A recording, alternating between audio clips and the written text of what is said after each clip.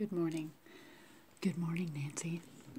So I was reading, this book. Okay, so reading this book from my friend Paula, who I met in Leavenworth. So in the beginning, she's talking about, like in her introduction, I was reading her introduction, and she wrote this: for the coming revival, he wants us to be bright lights shining in the darkness, salt, flavoring life. And it struck me for a second, like Jesus calls us the light of the world, or the salt of the earth. And I know that salt is like the way that I've always heard it, talked about for being the salt of the earth is, I don't know, how have I heard it? I just think like ceremonial and like it preserves things. Cool, I guess. But just the fact that she wrote salt flavoring life, and so I started to Philippians 4:8 about it. And I was thinking, like, to be the flavor of life, like we put salt on bland food to make it taste better, right? Like I made this like crock pot chicken curry the other day, and it was good.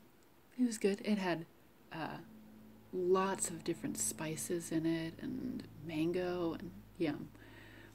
But honestly, the flavor was kind of bland until we added salt, and then it was good. It was good food.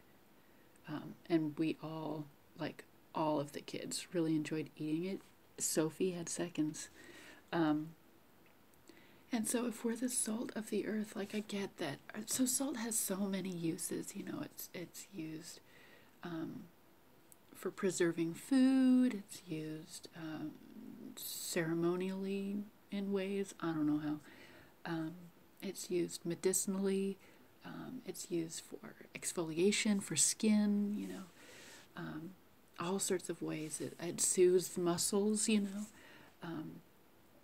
So lots of different ways, but the way that we most normally and regularly use salt is to make things taste better, to bring out the flavor in food.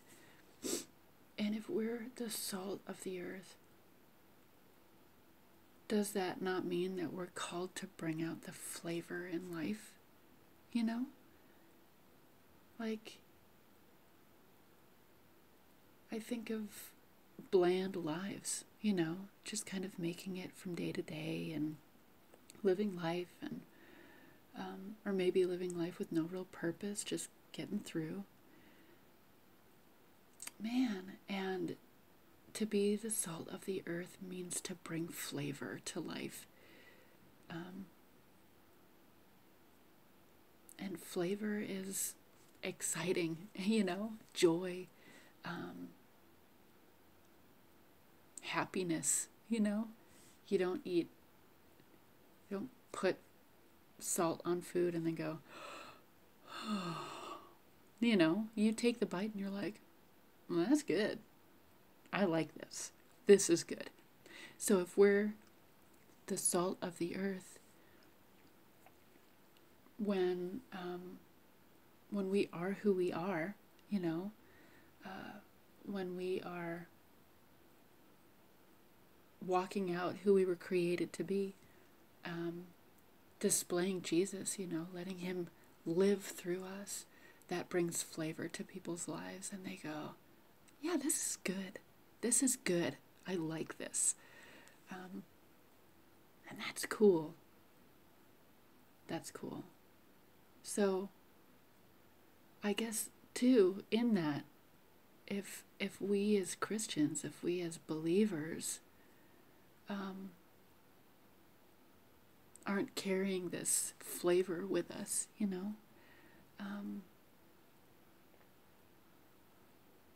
if we don't feel like that's who we are, what we can do, um, then this should, I mean, we go back to the Word and go, this isn't true. This isn't how I'm thinking right now. This doesn't feel true in my life, I guess.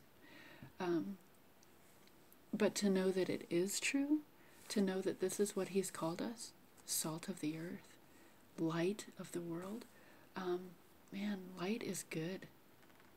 I was thinking about yesterday when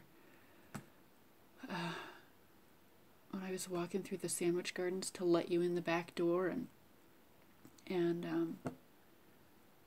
man, there's no electricity. It's like not a functional building right now or place.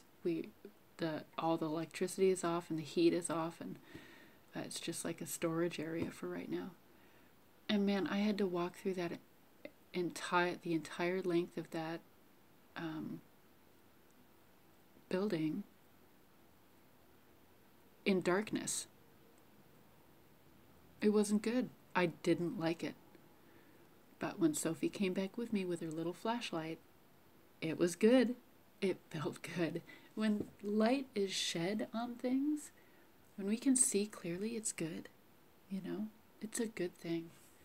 We're not meant to bring darkness.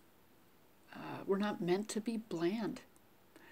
If the way that we are and who we are and the way that we respond to other people or engage with other people, if it brings darkness or sadness or is bland, man, that's not who we're called to be. So it's just getting back in the Word, I guess, isn't it?